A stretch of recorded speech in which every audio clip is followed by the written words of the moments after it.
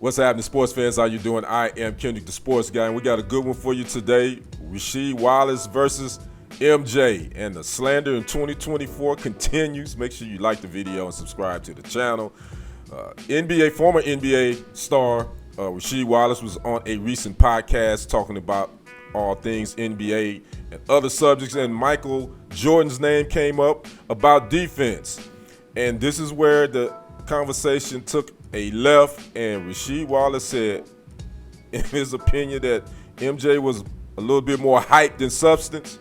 He can say it better than I can. Take a listen to this audio of what Rasheed had to say about Mike playing defense.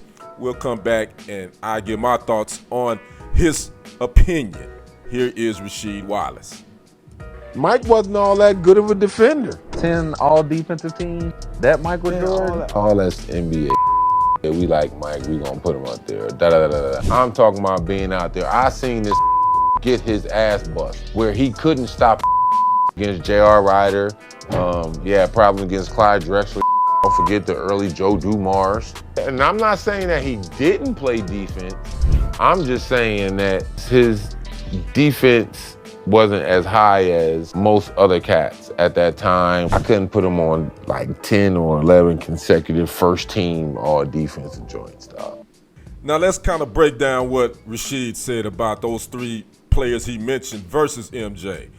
Starting with Clyde Drexler. Drexler averaged 20.4 points, 6.1 rebounds, 5.6 assists in 17 games versus Michael Jordan. Jordan averaged 30.1 points, 6.2 rebounds, and 5.3 assists versus Drexler, and he was 10-7 versus Clyde. Now, MJ versus Joe Dumars. Obviously, the big Pistons rivalry, it was going to be heated.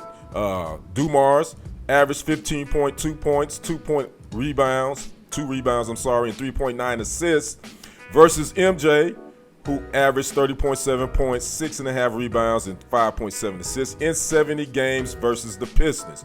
Now, the third guy Rasheed brought up, J.R. Ryder.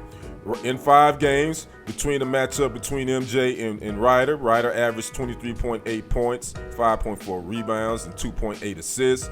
MJ averaged 33.6 points, 5.4 rebounds, 4 assists, again, in those 5 games. So, again, those guys he mentioned, I get it. I mean, if you're a player in the NBA, you're gonna get yours. And playing a shooting guard, number 2, playing the number 2 position, you ain't gonna be shutting down everybody. That's just it. I get that. But MJ was Defensive Player of the Year in 1988, where he was also won the scoring title. He was All Defensive First Team 9 times. Wallace, I looked him up. He never made an All Defensive Team. He was a first-round pick in 95, though, 4th overall. He's an NBA champ, won it with the Pistons in 04, and he's a 4-time NBA All-Star. But he played the power forward, and he never made an All-NBA defensive team as well. I kind of get what he's saying, but you can't deny the fact that MJ was a great on-ball defender. He led the league 3 times in steals. I don't know where he said J.R. Ryder bust his ass. No, I don't think he did. I mean, he averaged 23 points. That's cool. But he didn't go out for 50. I know people bring up the Rex Chapman game when Rex was with the Heat. I think he went, for 49 or 50 on Mike? But nobody talks about the following night, Mike shut him down, and Mike went for, 40, 45. So, again, some players going to have a night where they go off. But to say that Joe Dumars, Clyde Drexler, and J.R. Ryder was busting MJ's ass, I think that's a little far-fetched. The numbers say otherwise.